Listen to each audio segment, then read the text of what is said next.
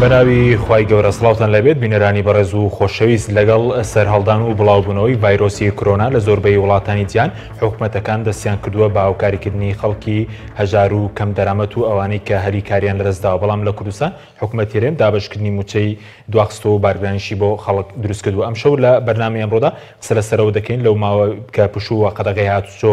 ڕاگەیەنراوە چۆن پەیوەندیە خێزانیەکان پتە بکەین و چۆن هاوکاری خەڵکی هەژار و کەم دەرامەتیش بکرێت. بە میواندارێک لە بەڕێزان لە ستۆدیۆی سەرەکی دکتۆر بەختیار تاڵەبانی مامۆستای زانکۆ هەروەها لە ڕانیەوە مامۆستای ئیسماعیل شێخانی بانخوازی ئیسلامی. سەرەتا ڕاپۆرتێک دەبین دواتر لەگەڵ میوانەکانمان دەست بە گفتوگۆکەمان دەکەین.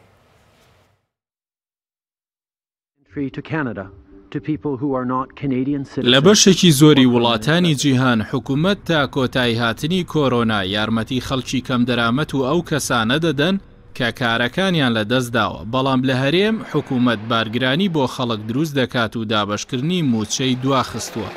موچەخۆرانی هەرێمی کوردستان لە مانگی 2020 دان و تاوەکو ئێستاش موچەی مانگی 12 ساڵی ڕابردوویان وەرنەگرتووە. لە ئێستاشدا دابەزینی نرخی نەوت کێشە بۆ بودجەی هەرێم دروست دەکات. بە بڕوای بەشێک لە شارەزایانی ئابووریش ئەگەر حکوومەتی هەرێم گەندەڵی لە داهات چارەسەر بکات، کاریگەریەکانی دابەزینی نرخی نەوت کەم دەبێتەوە. لە هەمان کاتیشدا پێویستە دەسەڵاتدارانی هەرێم واز لە بەرژەوەندیە تایبەتیەکانی خۆیان بێن و بە زووترین کات لەگەڵ عێراق کێشەی نەوت چارەسەر بکەن، چونکە عێراق دەتوانێت لە ڕێگەی قەرزەوە کێشەی موچەی فەرمانبەران چارەسەر بکات. لەگەڵەوەشدا کۆرۆنا کێشەی زۆری بۆ هەلیکار و بازرگانی دروست کردووە. بە بۆچوونی شارەزایانی بواری ئابووری پێویستە حکوومەتی هەرێم ئەرکی سەرشانی هاوڵاتیان قورستر نەکات و ئەو باجە نایاسایانەی لەسەر خەڵک زیاد کراون لا ببرێن. بە پێچەوانەی حکوومەتی هەرێم کە لە سەردەمی کۆرۆنادا بارگرانی لەسەر موچەخۆران دروست کردووە،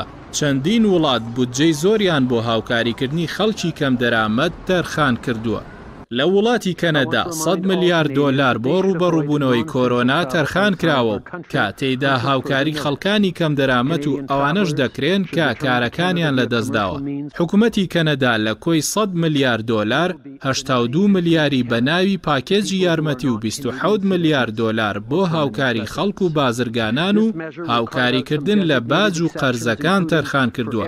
جەستن ترۆدۆ سەرۆکوەزیرانی کەنەدا ڕایگەاند بۆ ڕوبەڕووبوونەوەی کۆرۆنا هاوکاری دارایی دەگەێنە ئەو کەسانی کە بەهۆی کۆرۆنا کارەکانیان لەدەست دەدەن. هاوکات حکوومەتی تورکیا 100 میلیارد لیرەی بۆ ڕوبەڕووبوونەوەی کۆرۆنا تەرخان کردووە و هاوکاری خەڵکی کەم دەرامەتیش دەکات. ڕەجەب تایب ئەردۆغان سەرۆکۆماری تورکیا ڕایگەاند 308 میلیۆن دۆلار بۆ هاوکاریکردنی خەڵکی هەژار تەرخان دەکرێت و موچەی خانە نشینانیشیان زیاد دەکرێت و پاداشتی جەژنانەشیان لە مانگی 4 پێدەدرێت.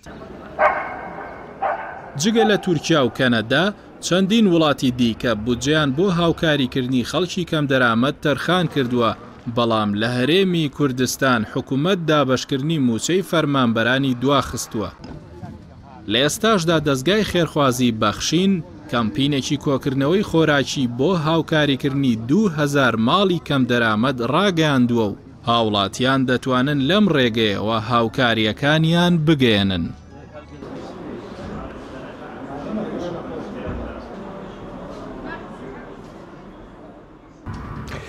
جارێکتر سڵاوتان لەبێت بینەرانی بەڕێز، سوپاس بۆ میوانەکانمان. دکتۆر بەخێربێن، سوپاس بۆ ئامادەبوونتان. ئەگەر سەرەتا لەوە دەست پێ بکەین بەهۆی کۆرۆناوە زۆربەی خەڵک ماڵەکانیان ماونەتەوە،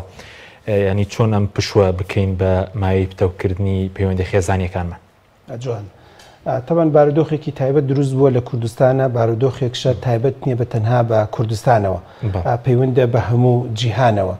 و بارودۆخێکش دروست بووە لە کاتێکە کە بەداخەوە سروشتی ژینگەکەمان وایە کە لە مانگی سێ حرەکە دروستە بێت، جوڵە دروستە بێت، نەشاط دروستە بێت، هۆرمۆنات دەگۆڕێت، خەڵک حەزی لە چوونە دەرەوەیە، خەڵک حەزی لە سەردانە. یعنی ئەمە بەعکسی فیترەتی خۆمانەوە، بەعکسی هۆرمۆناتەکانمانەوە، بەعکسی ژینگەکەمانەوە، بەعکسی ئەو بارودۆخانش کە لە ساڵانی پێشووە هەموو تاکەکانی ئەم کۆمەلگای بووە. لە کۆتایی مانگی 2 و لە ناو مانگی 3 بارودۆخێک دروست بووە کە ناویدەنەی کەرەنتینە، ناویدەنەی کە پابندبوون بە هەندێک یاسا و ڕێساوە و پابندبوون بەوەی کە لە ماڵەکانە بێنمە حاڵەتێکی بەجددی ئەگەر ڕاستە دەوێت نەخوازراوە بۆ خێزان و خانەوادەکان بێتاقەتی و ناڕەحەتیەک دروست دەکات بەڵام اینجا دێنە سەرەوەی کە بارودۆخێکش مادام دروست بووە کە بریتە لە پەیوەندی بە تەندروستی تاکەکانی کۆمەلگاوایە ئەمە حاڵەتێک نییە تایبەت بێ بە جۆرە کەسێکەوە ئەمە حاڵەتێک نییە ینی بۆی کە خێزانەکان لەمەوە دەست پێ دەکەین ئەگەر شتێک بێ شەڕێک بێ دەڵێ ڕەبتی هەیە بە نوخبەیەکەوە ئەگەر حاڵەتێکی نەخۆشیەکی تایبەت بێ دەڵێ ڕەبتی هەیە بە جۆرە کەسێکەوە بە جۆرە فیئەیەکەوە بە جۆرە شتێکەوە ئەمە نەخۆشیەکە کە هاتووە گەورە و بچووک نازانێت پیر و وەکۆڵی لاو نازانێت فەقیر و هەژار نازانێت وەزیر و گزیر ناناسێت شەهادەدار و بێشەهادەدار ناسێت کەواتە ئەمە وا لێ دەکات کە هەموو تاکەکانی کۆمەلگا و هەموو خێزانەکان بەرنامە و پرۆگرامێکی بۆ دانێن بۆ ئەم کاتە لە هەموو عالەمە شتێکەیە پێڵن تایم مەنجمنت تایم مەنجمنت یعنی چی کاتڕێخستن کاتڕێخستن ئەڵە لەو کاتانی کە دەبێ بە ئەزما کاتڕێخستن زۆر گرنگترە لە ئەتیادی یعنی ئەگەر بەڕێزێک ئەم مانگە عوتڵە بواە کاتێکشی دانە نایە بۆ سەفرە و سیاحە و جەوگۆڕین و ماڵ دەرکردنە دەرەوە ڕەنگە مناڵ هەر بۆ خۆی بە چوونە دەرەوە و ژن بۆ چوونە دەرەوە و ئەگەر بۆ نمونە جمعانێک لەگەڵ هەندێک خزم و کەسوکارە بڕۆشتنایەتە باخێکش ڕەنگە بۆکو خۆی جەوگۆڕینێک بوو تەنفیسێک بوو بۆ ماڵ و عایلەکە بەڵام لە کاتێکا کە حاڵەتێکی نەخوازرا و دروست بووە بێتاقەتیەک دروست بووە لەلایەکەوە حاڵەتی دەرونی خێزانەکان نامرتاح و نائاسودەن لەلایەکەوە وە کۆڵە بیرکردنەوەکان ناتەندروستن لەلایەکەوە هەموو هەواڵەکان هەواڵی زۆر جار بێتاقەتکەر و ناڕەحەتین کەواتە لەم کاتەیە زۆر گرنگە ژنوپیا و خاوەن خێزانەکان خانەوادەکان بەرنامەڕێژێکی زۆر باش و چاک و مەزبوطیان هەبێ بۆی چۆن بتوانن ئەم فترەی کە لە ماڵن بەس وەکو ینی لە ڕووی زانستی و دەرونیەوە مرۆڤ پێویستی بە پشووە ینی دەتوانێت سوود لە پشووەرگێک ئێستا مەسەلەن پشوو ڕاگیراوە لە دام ڕاگیراوە پشوو هەر کە خوای گەورە مرۆڤی دروست کردووە ئێمە وەکو تۆ وا تێگەشتوونە کە خوای گەورە بۆیە شەوی داناوە و بۆیە خەوتنی داناوە کەواتە مرۆڤ پێویستی بە پشووە مرۆڤ وەکو کۆمپیوتەر ئێمە زۆر جار من وا شوبهانومە دەڵم کۆمپیوتەر چۆن هاردوێری هەیە لەگەڵ سۆفتوێری هەیە وەکو چۆن کۆمپیوتەر پێویستی بە ڕیفرێشە پێویستی بە ئەپدەیتکردنەوەیە پێویستی بە تازەبوونەوەیە پێویستی بە سلیپە ینی هەر بە معنای کەلیمە جاجار بیخەوێنی و جاجار کۆمپیوتەرەکە شەحنکەیتەوە مرۆڤش پێویستی بەوە هەیە بەداخۆ ئێمە پشوەکەی ئەم ساڵمان پشوویەکی ئیجباریە ینی ساڵانی پێشوو کە حکومەت دەیوت 10 ڕۆژ 12 ڕۆژ عوتڵەیە ئەبوو بە هەڵە و سەرچۆپیگرتنی خەڵک هەمووی جەوی هەبوو بۆ لەبەرەوەی لەگەڵ پشوەکەیە بەدیلێکی تر هەبوو کە چوونە دەرەوە بوو گەڕان بوو ئەم ساڵ تۆزێک پشوویەکی وەکۆڵێت مەرجدارە پشوویەکە بەڵام لە ماڵەوە دایکوتە وەکۆڵێت لە چواردەوری دیوارێکە بە لەبەرەوە پشوو وەکو مرۆڤ بۆ خۆی زۆر گرنگ و مهمە ینی بەجددی ئەگەر ڕاستت ئەوێت تۆ گەر ئەو بەڕێزانی کە تەمەنیشیان هەیە و ئێمەش تۆزە تەمەنێکمان هەیە بزانی لە قانونی حکوومەتی عێراقیە هەموو مۆزەفێک باشتر وایە ساڵانە مانگێک ئیجازەی هەبێ ینی حکومەت دایناوە ساڵانە مانگێک ئیجازە بکەیت تۆ بتوانانی بیشیکەی بەبێ ئەوەی موچەکەشت ببڕن کاتە هەر حکومەت لە قانون نەدایناوە کە مرۆڤ پێویستی بەوە هەیە ساڵانە مانگێک ئیسراحەت بکات بەڵام وەکوتمان بەم جۆرەنە لە هەموو هەفتەیەکە جمعان دانراوە کاتە مرۆڤ پێویستی بە پشووە لە هەموو 24 ساعاتێکە 8 ساعاتێک دانراوە بە نزیکەیش کەمتریان زۆرتر بۆ خەکاتە پشوو حاڵەتێکی زۆر گرنگ و مهمە بەڵام بۆ مەرجەی بتوانانی بەرنامەڕێژێک پێ بکەی بۆی بتوانانی ئیستیسماری بکەیت ئێمە خەفەت لەوە دەخۆین کە بەڕێزێکی لە وڵایی 15-20 ڕۆژە لە ماڵم خۆشم نازانم چیم کردووە کاتە ئەلێرەیە خەلەکە دەستپێکە ئەلێرە بێتاقەتێکە دەستپێکات ئەگەر تۆ ئیستیسمارێکت نەبێ بۆ کاتەکان ئەگەر بەرنامەیەکت هەبێ وەکو سەرۆک خێزان باشە سەر خێزان دەبێت چی بکات بۆ نمونە لەو پیشوە چۆن زۆر گرنگە لەم ماوەیە برادێک وتی قسەکەی وەڵامەکەی ئەو لەم بەرنامەیە باسەکەوتی دکتۆر جان کردێگاتوتی بیمە سیاقە و گەرمیانێ بەس پێم بڵێ حکومەت چی بکەم لە ماڵوتم بەلایانی کەمەوە کۆمەڵێ ئیشوکاری پلاک و سەرە پلاک و شتت هەیە لە ماڵەوە کە تێک چووە کە ژن داد و بێدات توانی ئیشی لەسەرکەی بەلایانی کەمەوە ڕەنگە کاتێکی ماوەیەکی زۆر هەبێ بۆکو پێویست لەگەڵ ژنادانە نشتە دەردە دڵێکی حاڵی خۆت بکەیت و هەندێک کێشە باسکەی ئێستا گرنگە زۆر بەدەگمەن ئێمە ڕێکەوتووە لەبەر ڕاوە دینار و لەبەر ژیان و لەبەر کاسبی 2 ساعت 3 ساعت 4 ساعت لەگەڵ کچەکانمانە لەگەڵ کوڕەکانمە لەگەڵ مناڵەکانە دانیشتین ئێستا فرسەتە زۆر بەدەگمەن زمانێکە لە کەوەتی زمانی عەولەمە هاتووە و ڕاوە دینار هاتووە کاسبی پێهاتووە زۆر بەدەگمەن خەڵک و مۆبایل پێیا بوو ئەنتەرنێت پێیا بووە دایک و باوک دانیشن لەگەڵ مناڵە بچکۆلەکانە یاریک دەکەن بەکەوەتی مۆبایل پێیا بوو گەوتی ئایپاد پێیا بووە زۆرترین کات منداڵ ژیانی لەگەڵ ئایپاد و لەگەڵ ئایفۆنا بەسەرە بات ئێستا کاتی ئەوەیە کە بەڕاستی بتوانانی کاتێکی بۆ تەرخان بکەیت ینی لەم ماوەیە لە ڤیددیۆیەکە بینیم پێم وایە لە ڕووسیا بوو باوکێکە باسی خۆیە کات ئەڵێ من ئەم ماوەیە فترەیەکم داناوە ڕۆژانە کۆمەڵی ڕسم دروستەکەم لەگەڵ مناڵەکانە فترەیەکم داناوە هەندێک جار هەندێک مەتەڵ هەندێک یاری هەیە با بڵێن بە شێوەی ڕسم و تەرتیباتە ئەوانیان لەگەڵاکەم فترەیەکم داناوە ساعاتێ 2 ساعت بەس کۆمەڵەیە وەرزش و تەرتیباتیان لەگەڵاکەم چەند فکرێکی جوانە و بێجگە لەوەش لەگەڵ خێزانیا تەمەن بە زمانی ئینگلیزی تەرجمە کرابوو دەڵێ هەموو ڕۆژێ من ساعاتێک بۆ 2 ساعتم بەنامە داناوە ئەم ماوەی کە لە ماڵەوەم لەگەڵ خێزان مەکتێبێ دەخوێنینەوە یان ڕۆمانە یان چیرۆکە یان هەر شتێکە کاتە گە تۆ بەرنامەیەکی ئاوادانی هەم خۆت بە قوت و بەهێزەبی هەم ناحێ ڕۆشنبیری خۆت بە قوت و بەهێز دەکەی هەم تاقی خۆت بە قوت و بەهێز دەکەی یعنی خۆ بەڕێزی وامان هەیە کە لەم ماوەیە ئەگەر لە ماڵە هەر یەکەمان ئیشێک و کارێکمان ینی من دکتۆرم ئەکرێت لە بواری تۆبیەکەی خۆما بخوێنمەوە جەنابەت ئەگەر بواری ڕاگەاندنی دەکرێت چەند کتێبێکی ئەپدەیت کە لە کتێب و لە ئەنتەرنێت تا کەیسا توانی بە PDF ڕایکێشی لە بوارەکەی خۆتا بخوێنیتەوە بەڕێزێک لە بواری کۆمپیوتەرە دەکرێت چەند کتێبێک چەند بەرنامەیەکی یوتیوب بە تایبەتی ئێستاکی وەکو زمانی هەشتاکان نییە هەشتاکان کە حکومەتی باس ئەوانی کە لە بیریانە تەمەنیان هەیە من لە بیرمە لە گەرمیان بوون کە دەبوو بم منع تەجەول ئیتر تو هیچ نەبوو لە ماڵۆسەرێکی کارە باش نەبوو لە ئیزارە تەلەڤیزیۆنەکەی حکومەتیش بەس کوڕەڕەش بوو تااقەتت نەبوو سەیریکەی لەبەرەوە هیچ شتێکی تر نەبوو بەڵام ئێستاکەی لە ڕێی تەلەڤیزیۆن رادیۆ ئەنتەرنێت یوتیوب بەرنامەی تعلیمی بەرنامەی تەرفیهی و کۆمەڵێک کتێب کاتوانی لە ڕێی ئەنتەرنێتەوە داونلۆدیکەی بەڕاستی ئەگەر بەرنامە ڕێژێکی زۆر باش بکرێت بە تایبەتی خاوەن خێزان بکەن قسەیە لەسەرەوەی کە کێشەی خێزانی زیاد بکە لە ماوەیە تداخلی کاری یەکتر زیاد بکە ینی چی بکرێ بەوەی کە ئەمەش ڕوونەدات ڤیددیۆیەک بڵاو بۆتەواڵێ ئەم ماوەیە شەڕ نەبوو ئەم ماوەی نازانم چی نەبوو مەسەن دزی نەبووە بەڵام کێشەی ژن و پیا زۆر بوو بە حساب کۆمەڵی پیاوان داد و بێدادی لێ ساوە لەم وەزای بەجددی ئەم ماوەیە هەمومان بۆمان دەرەکەوێت ینی من خزمێکی نزیک مەڵە دکتۆر ئێستا بۆم دەرکەوتەوە ژن حوت پەراسووی لە ئومەتی محەممەد زیاترەوتم بووە وتی بەس پێم بڵێت چۆن ساڵ 12 مانگ لە چواردەوری ئەم دیوارە ئیداراکە ئەیوتم هەی زاڵم جاران ژن هەفتەی جارێک ئەوی بابچمە بۆ ماڵی دایکم غێر لەبەر ئەمەی بوو کە ئێستاکی ئاوا لە چواردەوری دیوار بەتابەتی و خێزانی نەخوێنەوارشیان تۆ دیقەت بدە بەجددی هەمومان ئێستا ئەم ماوەیە دەزانین کاتێک ئەگەر دوور بێخوایە باپیرەمان جەڵدەی بێ لە ماڵەوە چەندێ ناخۆشە لە چواردەوری دیوارێکە ئەگەر یەکێکمان بێ پەرکەمی بێ لە ماڵەوە چەند ناخۆشە یعنی بەجددی ئەمە بەڕاستی بۆ بە خۆداچوونەوەی ئەگەر بەڕێزێک ئێستا سەری بەرنامەکەمەکە باوکێکی هەیە بە تەمەن 70 ساڵە 6 ساڵە یان خێزانێکی هەیە تۆزێ تەمەنە و نەخوێنەوارە بە چەندین ڕۆژ لە ماڵەوە بۆ اینجا هەستی پێ دەکات کە مانەوە لە ماڵەوە جو نەگۆڕین و سەرنەدان لە دەرەوە بۆ خۆی معاناتێک و بێتاقەتێک و حاڵەتی دەرونەکەم لای بەڕێز بچینە لای مامۆستا ئیسماعیل کە لە ڕانیەوە لەگەڵمانە مامۆستا زۆر سوپاس بۆ بەڕێستان موسڵمانان یاخود بڵین لە ڕووی دینیەوە دەکرێت چۆن خۆپارێزی بکەین لە ڤایرۆسێکی لەم شێوە یاخود چۆن مامەڵە لەگەڵا بکەین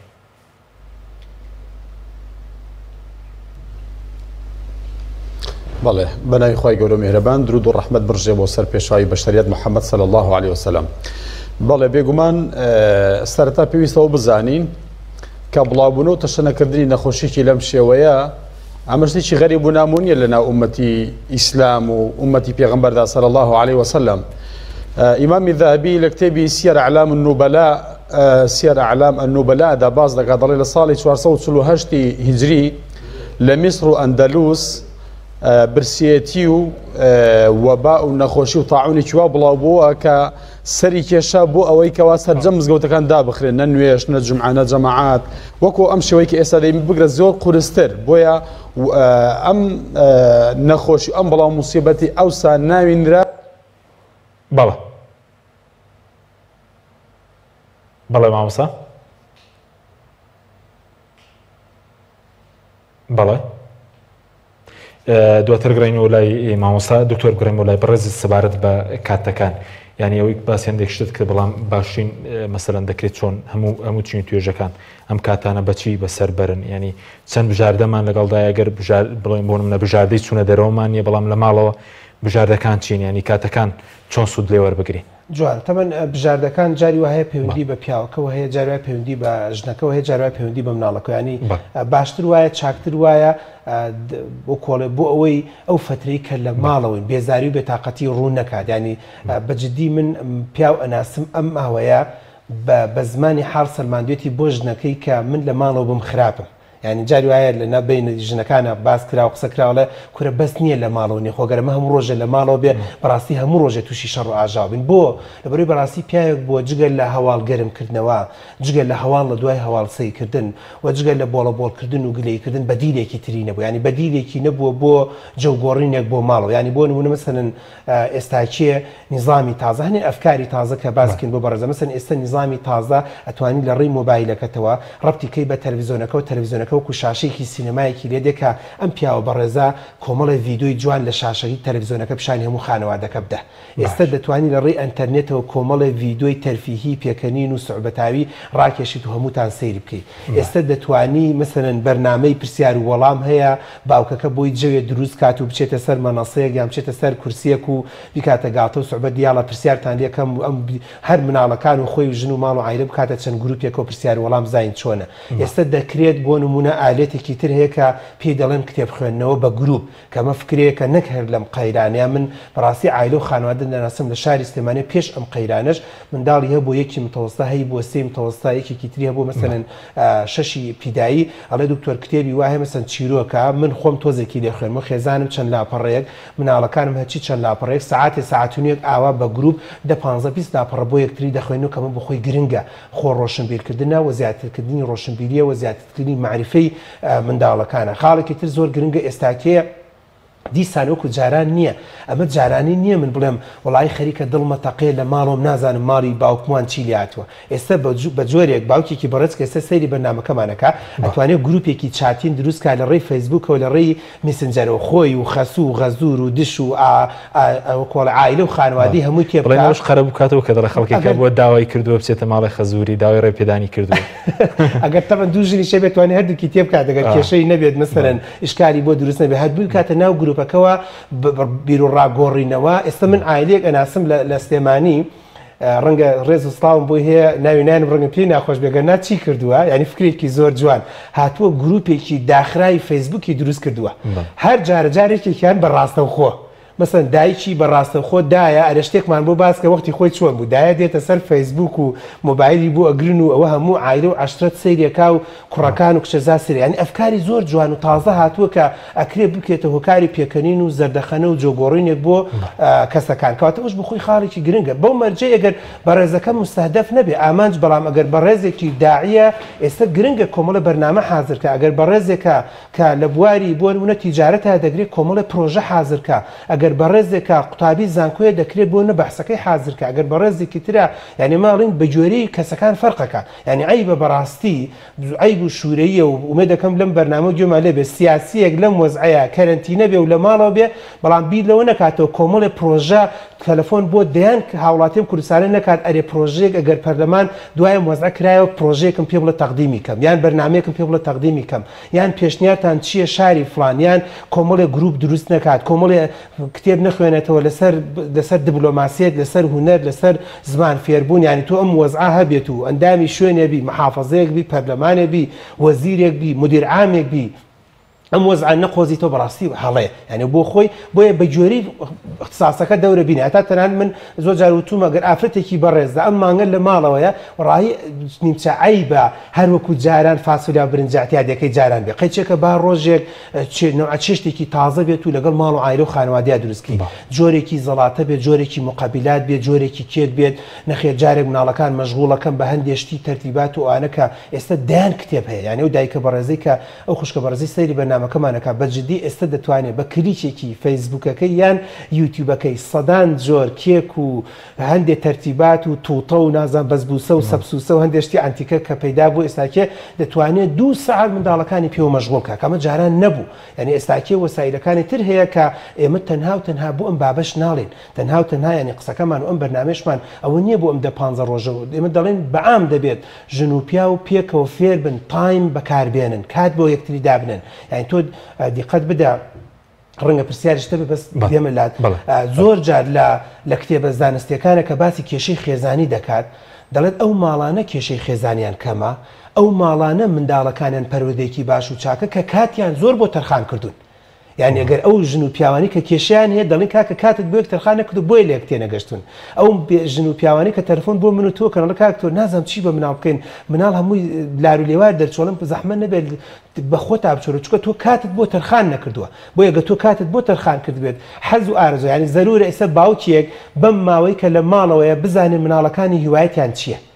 بزانێت حەز و ئارزویان چییە بزانێت کەم تا زۆر برادەرەکانیان کێ معلوماتێکی لێ پرسی بێت بزانێت ئەم مناڵانە بەرەو چن بزانێت ئەفکاریان چۆنە بەلانی کەم و باوکێک ئەم 15 ڕۆژە لە ماڵە حەز و ئارزویەکی بۆ هەندێک لە مناڵەکانی دروست کرد بکە خۆی حەز و ئارزوو هیوایەت هۆکارێکە بۆ سەرکەوتنی تاکەکان بەڵێ سپاس دەکەم دەگەڕێم وڵات دکتۆر بچینە لای مامۆستا ئیسماعیل مامۆستا بگەڕێمەوە لای بەڕێزت ببوورە لەگەڵ بەڕێز نەمای سەبارەت بە مامەڵەکردنی ئینسانی مسلمان بۆ خۆپارێزی و بۆ پابەندبوون بە ڕێنمایە تەندروستیەکان لەم بارودۆخە فەرموون.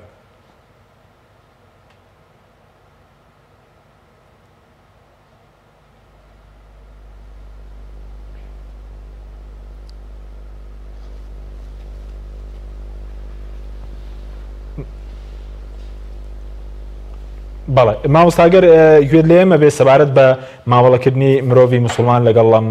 ڤایرۆسە و چۆنێتی پەیڕەوکردنی خۆپارێزی و پاک و خاوێنی فەرموون. بەڵێ بەناوی خۆی گەورە و میهرەبان درود و ڕەحمەت بڕژێ بۆ سەر پێشەوای بەشەریەت محەممەد صلی الله عليه وسلم. وڵا بەڕێزان طبعاً ئێمە ئەم هەلو مەرج واقعی کە ئێستا ڕەخساوە ئەم نەخۆشی ڤایرۆسی کۆڕۆنا سەرەتا پێویستەوە بزانین کە ئەمە شتێکی غەریب نییە لە ژیانی ئومەتی پێغەمبەری خوا صلی الله عليه وسلم کە بۆ یەکەم جار بێ ڕوویدا بێت زانانی پێشینمان ڕەحمەتی خوایان لێ بێ یەکێ لەوانە ئیمامی ذەهەبی لە کتێبی سیەر ئەعلام النوبەلا دەڵێ لە ساڵی 448 کۆچی لە میسر و ئەندەلوس برسێتی و قات و قڕێ و نەبوونی و بەڵاو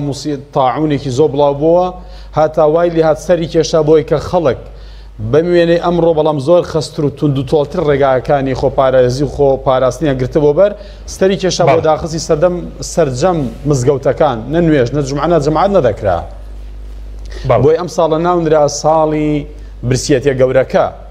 اینجا ئیمامی ئیبن حەزەری عەسقەلانی ڕەحمەتی خوای لێبێ کتابێکی لەسەم بابەتە نووسی کاتێک کە سێ لە کچەکانی خۆی دووچاری نەخۆشی تاعون هاتن بە ناوی بەذل الماعونی فی فەضل التاعون لەوێدا دەڵێ بە زۆری وایە تاعونەکان سروشتیان وایە لەگەڵ دەمە و ڕۆشتنی زستان و دەستپێک و دەواازی هاتنی وەرزی بەهاردا ئەم نەخۆشیانە تەشتەنە دەکەم بڵاو دەبنەوە بەڵام لەگەڵ بەرزبوونەوەی پلەی گەرمە کۆتاییان پێدێ بە تایبەت لەگەڵ هاتنی وەرزی هاویندا جا بۆیە ئێمەی موسڵمان دەبێت پێمانوا بێ ئەمە ئاەتێکە نیشانەیە کە دەسەڵاتێکی خوای پەروردگارە بە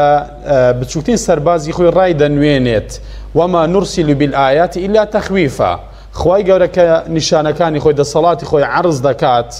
لە جوندیەکی نەبیندراوی وەکو ئەم ڤایرۆسەدا ئەمە ئاگادارکردنەوەی بۆ خەڵکیی بێ ئاگا و ئیبتیلا و تاقیکردنەوەی بۆ خەڵکیی بە ئاگا و بەرزکردنەوە و پلەی مەقامی ئیمانیە بۆ کەسانێکی ئیماندار کە دووچاری ئەم نەخۆشیانە دەبن. بەڵێ مامۆستا وەکو خۆپاراستن ڕەنگە هەندێک مرۆڤ هەبێ مەسەلەن وەکو پێویست مرۆڤ مسلمان خۆی نەپارێزێ بە ناوی قەدەرەوە ئێمە لە ڕووی دینی شەوار گوناهبار دەبێ هێنانی پیرۆزی ئیسلام فەرمانمان پێرەکا بە خۆپارێزی تەواو بڵێن پابەندبوون بە ڕێنمایە تەندروستیەکان.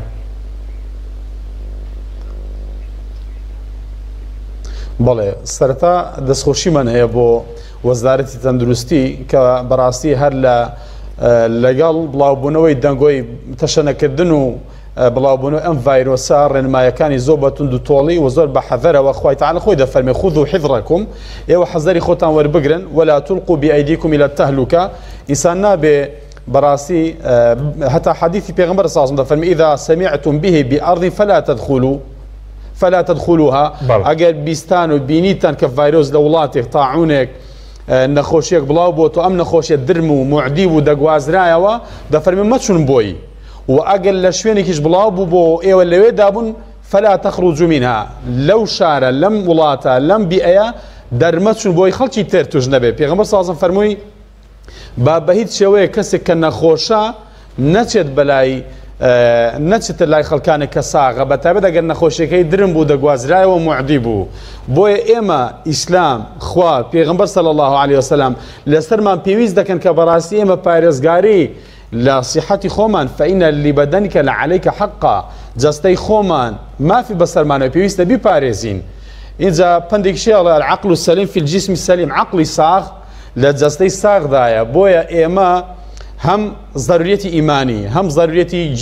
ژیانی واقعی لەسەرمان پێویست دەکەن کە ئێمە پابەندی ڕێنماییەکان بین ئەگەر ئەو ڕێنمایانە سەربکێشێ بۆ داخستنی دەرگای مزگەوتەکانیش مادام ما لا يتم الواجب إلا به فهو واجب سەلامەتی گیانی ئینسانەکان یەکێکە لە مەقاسیدی شریعەتی ئیسلامی بۆیە لێرەوە دەمەوە بڵێم بەڕاستی زۆر کەس هەیە بە ناوی دینداری و تەقوا و تاعەتەوە زۆر گوێ نادا بە ڕێنمایە تەندروستیەکان ئەمە پێچەوانەی شەرعە هەر کەسێک سوورا و سوور بزانێ بە هاتنی بۆ مزگە و دووچاری ئەم نەخۆشیە دەبێ خۆی نەپارێزێ ئەمە قاتیلی نەفسی خۆیەتی چونکە حیفظی نەفس پارێزگاری لە نەفس یەکێکە لەو ئامانجەنی کە شریعەتی ئیسلام لە پێناویدا دەقی داوە یاسای داناوە هەر لەبەرەوەشە کەسێک کە کەسی کوش دەبێ بکوژرێتەوە بۆیە دەبێ ئینسان بەڕاستی بەر لە هەر کەسێکی ترکە ئیلتیزام و پابەندی دینی نییە ئینسانۆکە موسڵمان لە هەموو کەس زیاتر پابەند بێ بەدینەوە هەر لێرەشە دەمێەوە بڵێم زۆر موسڵمان هەیە ئێستا بڵێ هەمومان دڵ بەخەمی لەوە کە مزگەوتەکان داخراوە و ناتوانین وەک پێویست نوێژی جەماعەت و نوێژی جومعە بکەین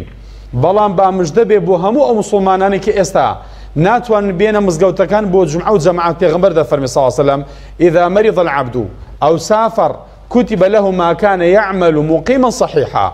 ده فرمي هر كسيك بو بم ريبوار بسفر شو يان نخوش كود لبر أمدو عذر نيد تواني عبادة كاني بكا ده فرمي بيشتر تشي كردوا بصاغي يا لحالتي آسايدا يا لحالتي لما الله بوني داك يستبوي سفر وبوي ناكري خواي گەورە هەمووی بۆ دەنووسێت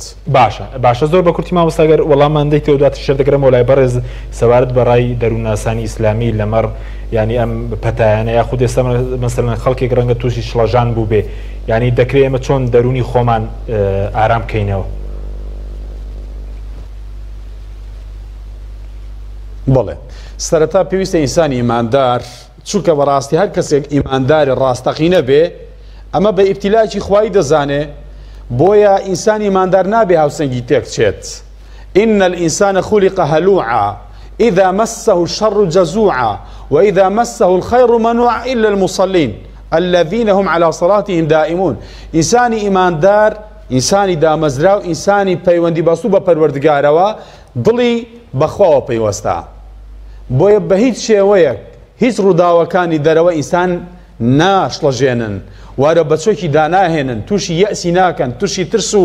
تۆقین و فۆبیای ناکەن بگرە ئەمە بە قەدەرێکی خوا دەزانێ بە ئیبتیلاکی خوای دەزانێ ئەدریشی لەسەری هەیە بۆیە دکتۆر عایس قەڕەنی قسێکی جوانی هەیە لە کتێبی لا تەحزەندا دەڵێ اصنع من الليمون شربا حلوا ئەگەر ژینگە و بی ئەو واقعێکی وا ڕەخسا وەکو لیمۆی مزر قرس بۆ لەسەر دەروونەکان ئێوە هەنجوینێکی شیرین لێ دروستکەن ئێمە طبعا لە مەقامە ئیمانیەکاندا ئیمامی غەزالی 7 ساڵ 6 بۆ 7 ساڵ لە منارەیەکی مزگەوتی دیمەشق سەرگەرمی کارکردن بووە لەسەر خۆی اینجا 3 ساڵیش دەچێت بۆ حەج و بۆ مەکە و بۆ مەدینە اینجا دوای 10 ساڵ دەگەڕێتەوە کتێبێک دادەنێ بە ناوی کتابی ئیحیا و علوم الدین ئەو ئیمام غەزالی دەروونناس و عاریفە ئەم عاریفە کتێبێکی ئیحیا و علوم الدین دادەنێت دوای گەشتێکی 10 ساڵی دە ئێمە ناڵێن 10 ساڵ ئێمە ناڵێن 7 ساڵ ئێمە دەڵێن 2 هەفتە دەڵێن 3 هەفتە زۆ دەڵێن مانجێک با لە ماڵەکاندا سەبرمان هەبێ و تووشی بێهیوایی نەبین ئەمە خۆپارێزی ئەگەر ناخۆ ئینسان دەتوانێت ئەگەر خۆی نەپارێزێ بە کەیفی خۆی گەشت و گەڕان و ئەمانە بکە بەڵام ئەوە هەمووی لە پێناو تحقیقی مەسلحەتە کە سەلامەتی مام مۆستا ئەحمەدی موفتی زادە ڕەحمەتی خوای لێبێ 8 ساڵ لە زیندانی ئینفیرادیدا ژین بەسەردەبا دەڵێت چی دەڵێ یەژن لە دەر بەهارە بەهاری 24 یاخوا بگێ بەهاری ئەم مردمە هەژارە 8 ساڵ لە زیندی ئینفیرادیدا دەبێت دەڵێ لە دەرەوە دەڵێن بەهارە چونکە لە سزنێکی ئینفیرادیدا و ئەسڵ دەرەی نەبینیوە داخۆ سوەرزێکە بەڵام یەژن لە دەر بەهارە دەڵێن لە دەرەوە بەهارە بەهاری ساڵی ئەوەندەیە یاخوا بگێ بەهاری ئەو مردمە هەژداواتە خوایە ئەوەندە جانیبی ڕۆحی و معنەویاتم بەهێز بکەی لەو سزنە ئینفیرادیەدا کە لام جەم و کۆبێ هەرچی خۆشی دنیاە بەڵێ سوپاس دەکەم مامۆستا بەڵە بینەرانی بەڕێز ناوبڕێکی کورت و دەگەڕین وڵات. تۆپ تاکە بریکاری تۆڕی میدیایی کۆمەڵ بۆ دروستکردن و بڵاوکردنەوەی ڕێکلام تۆپ.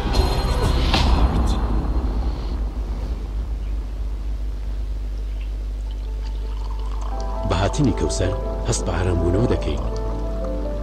ڕەنگە سروشتیەکەی چای کەوسەر خەمەکانمان لەبیر دەباتەوە. ڕێکلامە لەبەر ئەوەیەکە زۆر دەخانێ تامی چای کەوسەر لەبیر نەکراوەیە. چای کەوسەر چێش لە ڕنگ و تامی چای ڕاستەقینە ببینە. چای کەوسەر.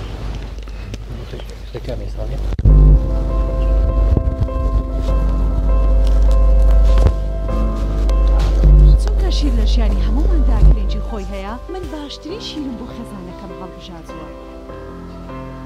کوێ؟ هەموو کات شیری ئاڵتونسا بە منداڵەکانم دەدەم بۆ ئەوەی نێشتێکی چالاک و داهێنەرانەی هەبێت.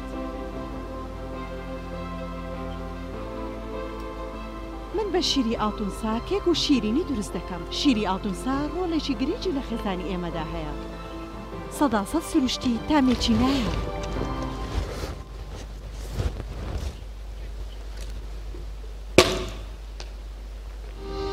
ساردخانەی چوارقورنا بۆ یەکەمین جار گەورەترین ساردخانە لە سەر ئاستی عێراق و پارێزگای سلێمانی لە دەشتی بە پیتی بتوێن کراوەیە. ئەم ساردخانەیە سەرمایەیەکی باشە بۆ هەموو جوتیار و خاوەن کێڵگەکان کە چیتر بەرهەمەکانیان هەرزان فرۆش نەکەن سوود لەم ساردخانەیە وەربگرن. لە ساردخانەکەمان توانای پاراستنی 1400 تن بەرووبوومی جیاوازی هەیە کە سەرجەم بەرهەمە کشت و کاڵیەکان لەگەڵ هەموو جۆرە بەرووبوومێکی شیرەمەنی و بەشی تایبەت بە پاراستنی گۆشت و ماسی و مریشک کراوەتەوە و دەتوانن بەکاری بهێنن. ساردخانەکەمان جگە لە بوونی کارەبای 24 کاتژمێری گرنتی پاراستنی سەرجەم بەرهەمەکانی لە ئاستۆدایە. هەمیشە داشکاندنی بەرچاو دەکات بۆ سەرجەم جوتیار و خاوەن کێڵگا پەلەوەریەکان. ساردخانەکەمان بە سەرپەرشتی مامۆستا عەبدوڵڵا و سلێمان شاخەوان. ناونیشان چوارقورنا نزیک پێشانگاکانی فرۆشتنی ئۆتۆمبیل. ساردخانەی چوارقورنا.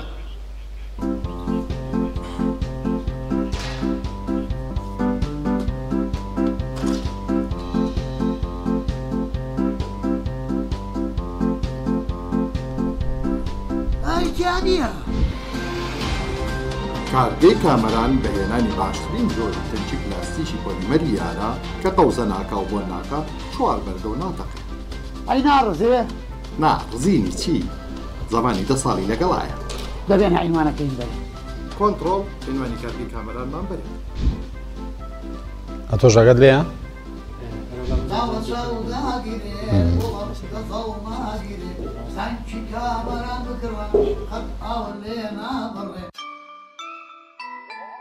ئەم کوڕانەوی چالاکە حەزی لە چپسێکی چاکە بۆیانینی لای تاکە زۆر تەندروستە و زۆر پاکە. ئەم چەشناوی پاریە حەزی لە چپسی نینیە نینی تامی سروشتیە هیچ چپسێک وەک ئەو نییە. هەژوانیش کوڕێکی جوانە حەزی لە ئاهەنگێرانە لە یادی لەدایک بوونەکەی چپسی نینی بوو هەڵبژار دەکەی. نینی هاوڕێی مناڵانە تامی خۆشە و بێزیانە بۆن و ڕەنگی هەمە جۆرە شێوە و قەبارەی زۆرە. بشاری نینی تامێکی لە یاد نەکراو. تۆپ تاکە بریکاری تۆڕی میدیایی کۆمەڵ بۆ دروستکردن و بڵاوکردنەوەی ڕێکلام تۆپ.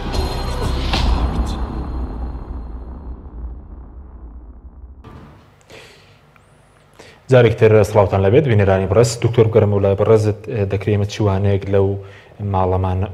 لە ماڵمانەوە فێر ببین یاخود بڵێن چۆن مامەڵە لەگەڵ خەڵکی بەساڵات چۆ بکەین. جوانە تەمەەن لەم ماوەی کە هەرێکێک لە ئێمە کەوتینێتەوە ماڵ و بۆ ماوەی چەند ڕۆژێک ماوێنێتەوە بەڕاستیە بێت کۆمەڵە معانات هەستی پێ بکەین. یعنی ئێمە وەکۆ لە شعور پەیداکردنێکە بۆ ئێمەی تاکەکانی کۆمەلگا بۆ کەسانی کە لەش ساغین. جارێکەم زۆر گرنگە هەست بە معاناتی ئەوانە بکەین کە لەش ساغنین. هەست بە معانەت ئێوانە بکەین کە بە ساڵات چوون، هەست بە معاناتی ئەوانە بکەین کە سەردەمانێکی زۆرە لە ماڵەوە کەوتونە، هەست بە هەژارەکانیش بکەین کە ناتوانن گەشت بکەن وەکو پێویست لە ماڵەوە دەمێنەوە. یعنی ئەمە لەم ماوەیە کە پیاوی وا بەڕێز هەیە کە 40 ساڵ 45 ساڵ 50 ساڵ تەمەنێتی بۆ ماوەی 5 ڕۆژە هەفتەیەکە لە ماڵەوە دکتۆر خەریکە دڵمەتە قیمەکەی وەزعە. اینجا کە دەبێت هەست بکەین بۆی کە ئەو کەسانی کە تەمەنێکیان هەیە و لە ماڵەوە کەوتونە چەندە زەرورە کە لە ڕووی دەروونزانی و باز کات کە دەبێت شوێن گۆڕکیان پێ بکرێت، دەبێت بارودۆخیان پێ بگۆڕێت، دەبێت بکرێنە دەرەوە. یعنی اینجا لەم حاڵەتەیە بۆمان دەرەکەوێت کە ئەوە هەڵە بووین. هەندێک دایک و باوک دەڵێ دکتۆر گیان ژوورم بۆ داناوە و قەنەفەم بۆ داناوە و شوێنی تەوالێتم بۆ داناوە. کەسی وەکوڵێت ئەگەر نادروست بێت بێتاقەت بێت نائارام بێت بەڕاستی ئەوانە چی ئیسفادەیە؟ ئێمە هەمومانی سەر لە ماڵەوە تەلەڤیزۆن ئەنتەرنێت سەتەلایت فەیسبوک زۆر شتمان هەیە و خواردن و سەراجە هەیە و ئەسڵەن من ماڵی وان ئاسمەرە وڵات تااقەتمانێ دکتۆر دوو ژەم نانەخۆین چکە تۆ نەجوڵی خواردنشت پێ ناخورێ. کەواتە ئەمە لەوە بۆ دەرەکەوێت کە ئەو بەڕێزانی کە منداڵیشە لە دەماغیانە دەبێت زۆر ئاگادار بین، ئەو بەڕێزانی کە مەسەن ئافرەتێکی بەتەمەن هەیە دەبێت زۆر ئاگادار بین، ئەو بەڕێزانی کە باوکێتی یان دایکێتی ئەگەر جڵدەیە زەبحەیە نەخۆشیکی درێژخانی هەیە دەبێت زۆر ئاگاداربی. بەڕاستی ئەمە بە هەمومان دەڵێت بە ئێمەی پیا و بە تایبەتی دەڵێت دەبێت بەڕاستی شعور بکەین، دەبێت هەستمان هەبێت بەرامبەر بەو خوشکانەمان کە تا ڕادەیە قەیرن و لە ماڵەوەن ساڵ 12 مانگ و ئەگەر ڕۆژێک بڵێ دەچینە دەرەوە سەر دنیامان لێ دێتە یەک. ئەمە بەڕاستی بە زمانی حاڵ بە پیاوەکان دەڵێت دەبێت بەڕاستی شعورمان هەبێت بەرامبەر بە خێزانەکانمان کە جاری وایە نەخوێنەوارە و مۆزەف نییە و وەکوڵێت کارمەندێک شنیە لە دایرێکا ساڵ 12 مانگ لە چواردەوری دیوارێکای ئەگەر مانگی جارێ بڵێ ئەچمە بۆ ماڵی دایکم زۆر بێتاقەت و ناڕەحەت دەبین و ڕەنگە ئارامێکی لێ ئارامێکی پێ نەبەخشین و بێتاقەتیکەین. کاتە لەم حاڵەتانەوە ئەومان بۆ دروستە بێت کە ئێمە ئیش لەسەر نەخۆشەکان کەین، ئیش لەسەر دەخۆشیە دەروونەکان بکەین، ئیش لەسەر ئەو کەسانی ماڵەوە بکەین چکە بە زمانی حاڵ ئەمە واقع بوو بۆ خۆی پێمان باشە. بەس دەبێت ژیانی دوای ژیانی کۆمەڵایەتی دوای کۆرۆناش جیاواز بێت لە ژیانی پێشووترمان کات تەرخانکردن زیاتر بۆ خێزان بۆ منداڵەکان بڵین. لەم حاڵەتەوە من بۆ خۆم بە حکمێ من پێشتریش بینیمان من لە دەرەوەی وڵات و مەجاریوا بۆ بە مانگ بە دوومان کەسمان نەبین و یان هەر لە ماڵەوە خوێندومانە بۆ خوێندنی دکتۆرا، بەڵام بۆ کەسانێکی تر کە نەیان بین و لەمە بۆ دەرەکەوێت کە چەندە زەرورە سەردانکردن و پەیوەندی دروستکردن. لەم جۆرە حاڵەتانە بۆ دەرەکەوێت کە مرۆڤ نابێ بۆ خۆی بژێت. ینی لە دەروونزانی ئێستاکیە کە لە کتێبە زانستیەکانە باس دەکات باسیەوە دەکات مرۆڤ بە تەنها خۆی ناتوانێت خۆشبەخت بێ. مرۆڤ ئینسانێکی وەکوڵە ئیجتیماعیە. مرۆڤ بۆ خۆی کاتێک سەرکەوتوو دەبێت، کاتێک چێژ لە سیارە و لە خانە و لە پارە و لە بڕوانامە و لە شەهادەی وەرەگرێت کە تێکەڵاوی خەڵک بکەیت. یعنی من بۆچی مەدالەکەی پێشناوی خۆم ئەگەر تەلەبە نەبێ گوێم لێ بگرێ، من بۆچی مە سیارە و خانوو ئەگەر شوێن گۆڕکەی پێ نەکەم، من بۆچی مە ئەگەر پارە و سەروەت و سامانێکت هەتا ئەگەر سەردان نەکە، من بۆچی مە بینایەکی سێقاتم هەبێ و کاشیم ئاخر مۆدێل لە تورکیا و بۆیە نابێ بەڵام خۆم و دەوروبەر و خزم و کەسوکارم بە جۆیە جۆرەکان کاریگەری و بەشداریتیان نەکرد. من بۆچی مە باخێکە هەبێ 2 دۆنم 3 دۆنم هەموو ڕۆژێک کرێکارێکت بۆ گرتو بەس بژاری بکات، بەڵام لەم حاڵەتانە بۆ دەرەکەوێت کە مرۆڤ کۆمەڵایەتیە. یعنی ئومێ دەکەم ئەو جۆرە کەسانی کە خۆپەرست بوون، ئەو جۆرە کەسانی کە ئیجتیماعی نەبوونە لەمەوە زیاتر ئیجتیماعی بن بۆ خۆیان، بۆ خێزانیان، بۆ مناڵیان، بۆ چواردەوریان، بۆ کۆمەلگا. سپاس دەکەم. مامۆستا ئیسماعیل بگەڕێمەوە لای بەڕێزت لەسەر گرنگی دوایی دێنە سەر مەسەلای هاوکاریکردنی هەژارانش، بەڵام بە کورتێگەر کەمێش قسە لەسەر گرنگی دوعاکردن و زیکر لەم بارودۆخ بە تایبەتی دوعا مسلمانن بۆ دەربازبوون لەم بارودۆخی کە تێکەوتووی. بەڵێ بێگومان دوعاکردن وەکو مامۆستا سەعید نوڕسی دەفەرمێ بریتیە لەو دەواازەیەی کە گەنجینەیەکی نەبڕاوی پەروەردگارە بەڕێ ئیفتیقارەتی بەندەکانی خۆی داواڵای کردووە بۆی لەوێوە ئینسان کە زۆڵەی خۆی، کروزانەوەی خۆی، لاڵانەوەی خۆی، بەرزکردنەوەی پێداویستی و حاجەت و هەژاریەکانی خۆی لە دەواازەی گەنجینەی نەبڕاوی پەروەردگاریدا بخاتە ڕوو. بۆیە خوای گەورە دەفەرمێ ئودعوا ربکم تضرعا وخفیا إنه لا يحب المعتدين. دەفەرمێ ئێوە دەست بەرزکەنەوە بەو پەڕی زەلیلیەوە، بەو پەڕی ملکەچیەوە، بەو پەڕی کڵۆڵیەوە، بەو پەڕی زەبوونیەوە لە بەردەم قاپی پەروەردگاردا. ئینسان کە پاڕایەوە ئەو کاتە پێغەمبەری خوا صلی الله علیه و سلم دەفەرمێ إن الدعاء ينفع مما نزل ومما لم ينزل. دەفەرمێ دوعا هەم سوپەڕێکە قەڵغانێکە بۆی کە مرۆڤ بپارێزێت لە بەڵاو موسیبەتەکان کە هێشتا نەهاتوون. ومما نزل و هەروەها چەکێکە قەڵایەکە قەلغانێکە سوپەڕێکە بۆ ئەوەی کە ئەم بەڵانی کە هاتووشن لای بە هەر بۆ ئەو مەبەستە نمونەیەک بجەرمەوە ابن قەیمی جەوزی لە کتێبی الداء والدواء لەوێدا دەڵێ فارسێک بەڵێ بەڵێ مامۆستا بەڵێ ببوورە مامۆستادا لەبن لە مامۆستا دەکەین دکتۆر بکڕین و لای بەڕێزت سەبارەت بە لەم بارودۆخە سەبارەت بە هاوکاریکردن بە تایبەتی خەڵکی هێژار و کەم دەرامەت تا چەندێک دەکرێت هەمووکو خێرە گینجاوەکو دەواازەیەکیش بۆ ئارامی دەرونی مرۆڤ چەندە گرینگە لەم بارودۆخەدا ئەم وەڵامی ڕبتێکەم بە وەڵامی پێشووە کاتێک کە لە ماڵەوە بووینە و کاتێک کە ماوەیەکی زۆرە وکۆڵێت کەم تا زۆر لەگەڵ ماڵ و خانەوادەکەی بە ئومێ دەکەم ئەم ماوەیە ماوەی بە خۆداچوونەوەی تاکەکان بێت لێرەوە بۆ دەرکەوت بێت کە ئافرەتێکی ئەگەر بە کوردەواری خۆمان دەڵێ بێوەژن کە پیاوەکەی مردووە کە لە ماڵەوەی خەڵکێک سەردانی ناکا وەکو پێویست لێی ناپەسێتەوە چەندێ ناخۆشە لەمە بۆ دەرەکەوێت کە ئومێ دەکەم باوکە ئازیزەکان کە هەستیان پێکرد بێت کاتێک کە ماڵێک هەیە خانەوادەیەکی فەقیر هەیە لە ماڵەوە سەری خۆیان کەس کردووە و خەڵکێک سەردانیان ناکات و ئەوانش ناتوانن سەردانی خەڵک بکەن چەندێ ناخۆش و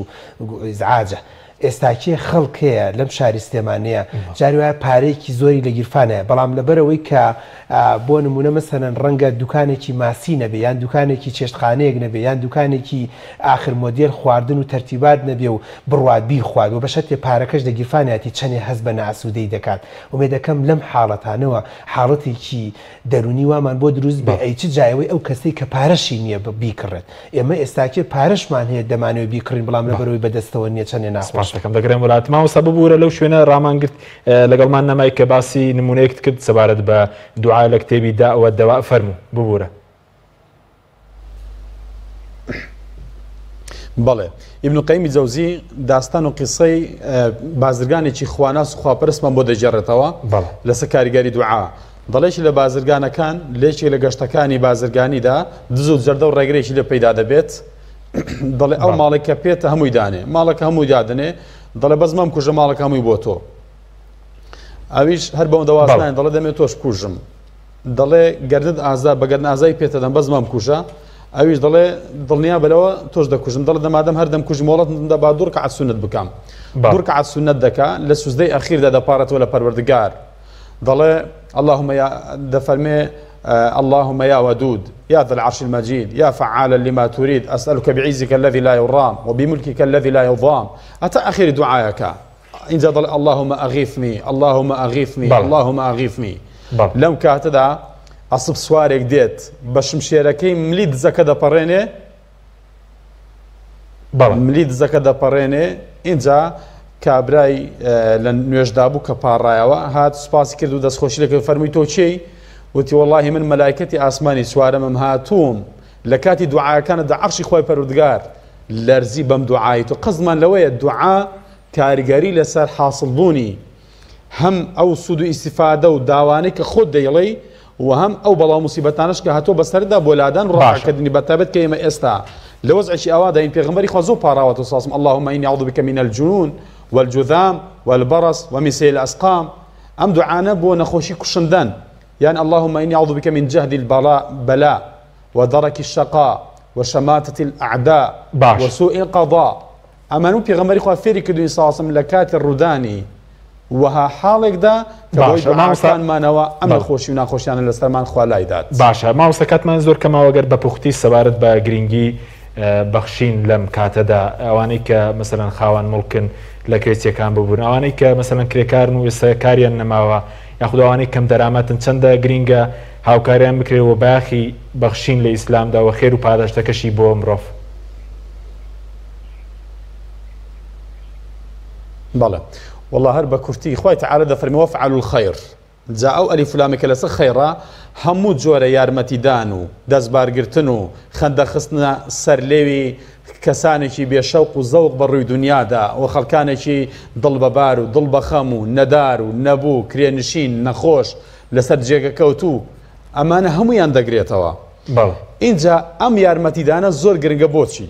پێغەمبەر سەڵاسم کاتێک کە لەشکەوتی حێرا گەڕایەوە فەرمی زەممیلونی زەممیلونی دەثێڕونی دەثێڕونی فەرمی دام پۆشن ئینی خەشیت عەلا نەفسی من ترساوم دووچاری بەڵایەک هاتبم. دایکمان خەدیجە چی پێوت؟ وتی وەڵڵا بەڵێ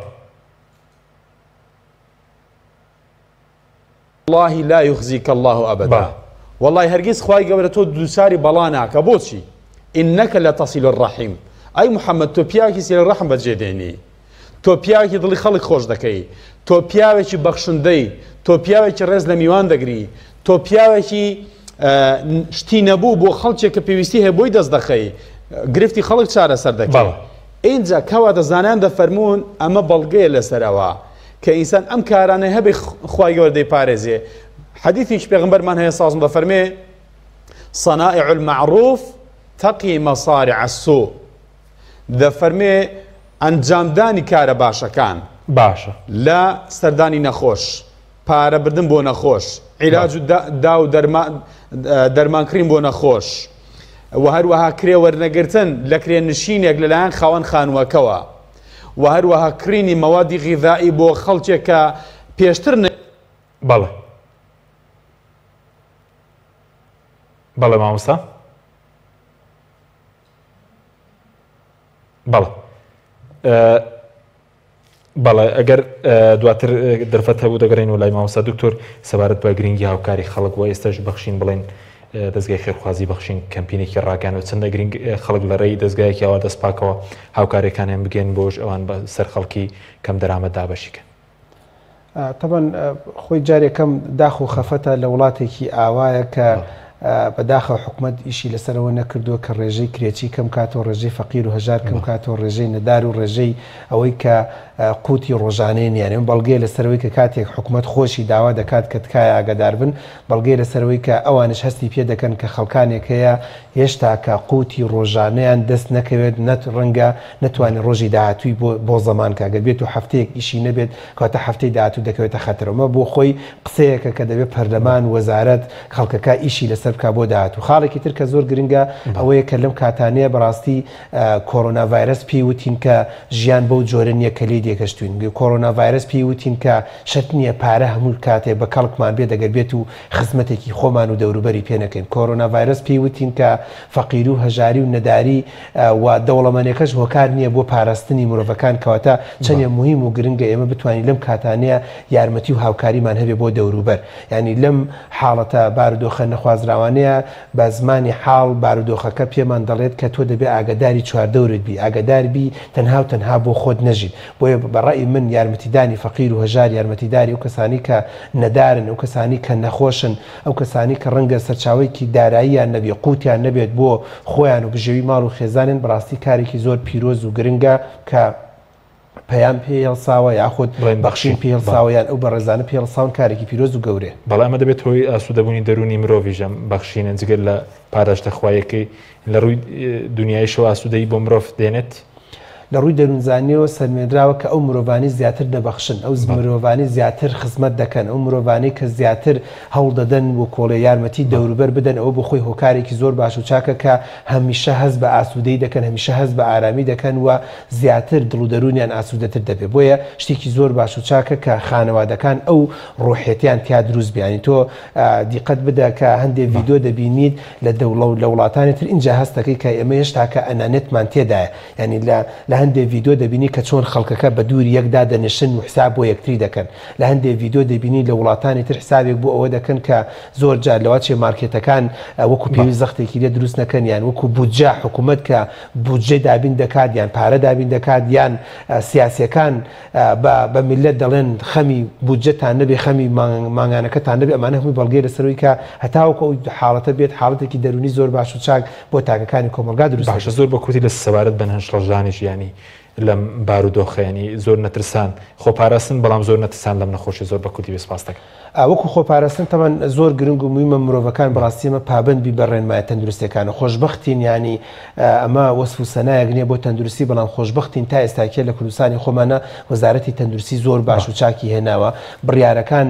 ڕاستە لە سەرتاوە ڕەدولفعلێکی هەبوو، خەڵکێکی موسڵمان هەبوو بە هەندێ حاڵەتی عاتفی بەرپەرچی هەندێشتی دای، بەڵام دەرکەوت بەڕاستی ئەو بڕیارانە لە شوێنی خۆیان بوو و زۆر باش و چاک بوو و ئەم حاڵەتی مانەوەیش ئەم کەرەنتینەش و لە ماڵەومانەوە بەڕاستی هەمومان پێوەی لە ساق دەبین هەمومان پێوەی پارێزراو دەبین چکە کوردستان بەرگەی شەپۆلێکی توشبوون ناگرێت باشترین و چاکترین شت ئەوەیە کە خۆپارێزیە و ئەم حاڵەتش کە خەڵکەکە هەمووی لە ئاستی خۆی بپارێزیێ و تێکەڵاوی نەبێت و لایەنە کۆمەڵاتەکە تۆزێک کەم بکرێتەوە بەرەو سەفرە و سیاحە و تێکەڵاوبوون نەچین قەناعەتم وایە ئینشاءالله زۆر بە ئاسانی بەڕێ دەکەین. زۆر سپاس بۆ بەرەزان دکتۆر بەختیار تاڵەبانی مامۆستای زانکۆ لە سویسرکی هەروە زۆر سپاس بۆ مامۆستای ئیسماعیل شێخانی بانخواست کە